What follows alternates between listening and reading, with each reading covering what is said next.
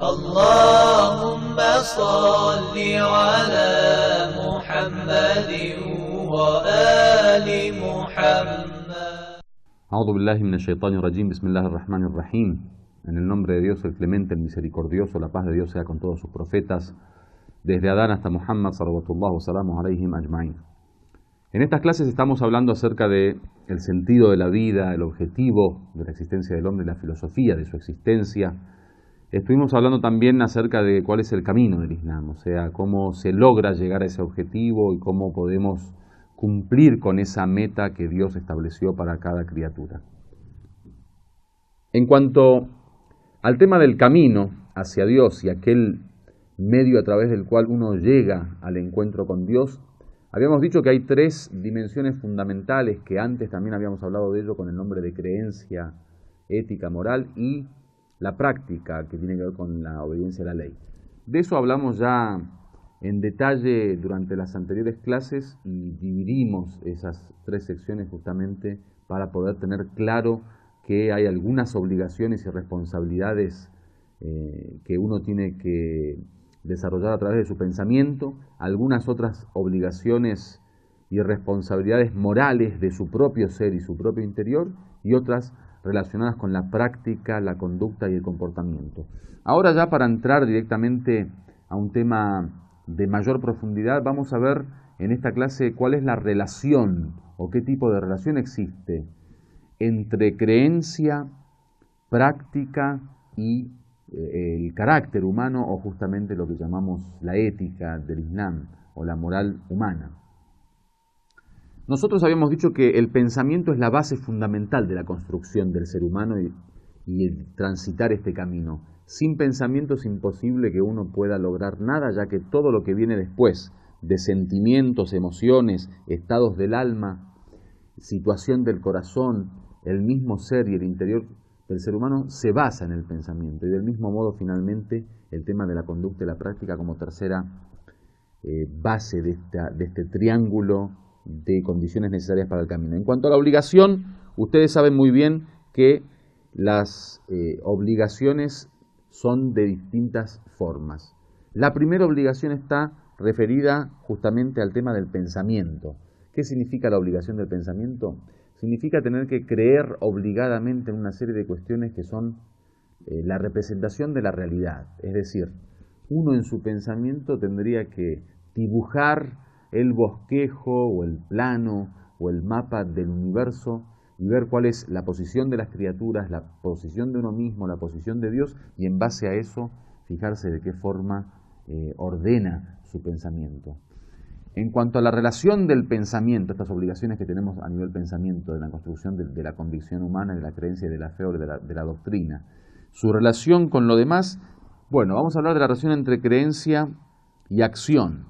La relación entre la creencia y acción es que la acción no deja de ser más que una manifestación de aquel pensamiento. Es decir, en materia de fe, la completitud de la fe, o mejor dicho, la perfección de la fe está representada justamente por la acción. Por lo tanto, así como en su momento dijimos que la fe es una fe racional por un lado, en el sentido de percepción de la realidad, y es una fe que también involucra al corazón en el sentido de la convicción y la certeza, también podríamos decir que una tercera dimensión de la fe, o mejor dicho, la manifestación externa de la fe, es a través de la acción.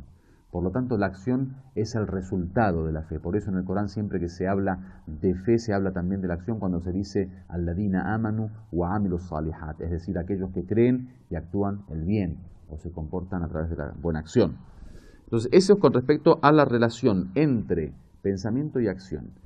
Además, la acción es considerada también como una parte o un elemento de la fe. En las narraciones, el imam Rida alayhi salam tiene un famoso dicho que dice: al imán ma'rifatun bil qalb, dice, la fe es un conocimiento en el corazón, que nosotros diríamos es un conocimiento en realidad en la mente humana, es un conocimiento que parte desde el pensamiento humano.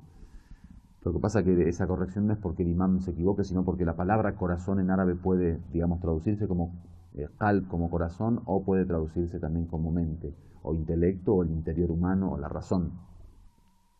Después dice, también es iqrarun bil lisan, es decir, es una confirmación a través de la palabra, a través de la lengua, dice el hadith. Quiere decir que la fe, una de las formas que tiene de manifestarse es a través de la palabra. Y finalmente dice wa'amalun bil arkan, que significa también es una acción a través de las extremidades, es decir, un comportamiento práctico. Esas son las tres bases o los tres elementos que plantea el imán Rida alayhi salam para la fe o el concepto de creencia en la religión. Por lo tanto, la fe se conecta al pensamiento como dos elementos de la acción se conecta al pensamiento como dos elementos de la fe y además como la manifestación de la creencia del ser humano. O sea, si uno quiere saber de qué forma se manifiesta la fe en el exterior, o sea, en este mundo, se manifiesta justamente a través de la acción. Por eso Dios dice en el Corán que ha creado la muerte y la vida, liyabluwakum ayyukum ahsanu amala, para probar quién de ustedes es mejor en la acción. ¿Por qué? Porque la fe es un estado del corazón, es un estado interno, es un estado de conocimiento y de percepción mental también. Entonces no se puede comprobar en el mundo exterior. Uno podría decir, bueno, yo tengo fe, nadie tiene la capacidad de poder comprobarlo si simplemente es un estado de conocimiento y de sentimiento o de convicción. ¿Cuándo se puede conocer eso? Cuando uno es probado en la acción. Por lo tanto, la acción es la que manifiesta ese nivel de fe y esa calidad de fe. Por eso los grandes hombres de fe fueron en los campos de acción que demostraron su fe. Por eso todos los profetas eran gente de acción, eran gente de movimiento, gente de reforma, gente de levantamiento, gente de lucha, de esfuerzo, de sacrificio, de mucha paciencia, porque es ahí justamente en donde uno puede mostrar la fe. Es decir, el lugar de examen de la fe del hombre es la acción, es la vida real, es la experiencia viva del ser humano. Yo no puedo, considerarme inferior o superior a alguien simplemente por mis estados del corazón, porque eso podría llegar a quedarse en un estado del corazón. Tenemos el famoso suceso del imam Hussein en Karbala, que en una de sus conversaciones con Al-Farazdak, un famoso poeta de su época, le preguntó acerca de cómo estaba la gente de Kufa y dijo, Qulubuhum ma'ak, suyufuhum aleik, que significa sus corazones están contigo, pero sus espadas están en contra tuyo, que justamente fueron quienes después terminaron matando y martirizando al imam Hussein alayhi salam. Por lo tanto, es necesario que exista la acción como criterio referente de prueba de la fe. O sea, usted tiene fe, bueno, adelante, actúe. Usted tiene fe, adelante, compórtese, muéstreme su conducta.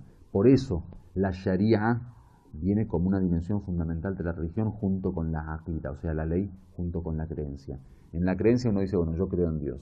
En la Sharia dice, bueno, así le obedezco, así cumplo con él, así me alejo de aquello que no le conforma, de aquello que lo enoja, de aquello que es motivo de la ira divina. Entonces, la acción se relaciona con el pensamiento justamente a través de esto.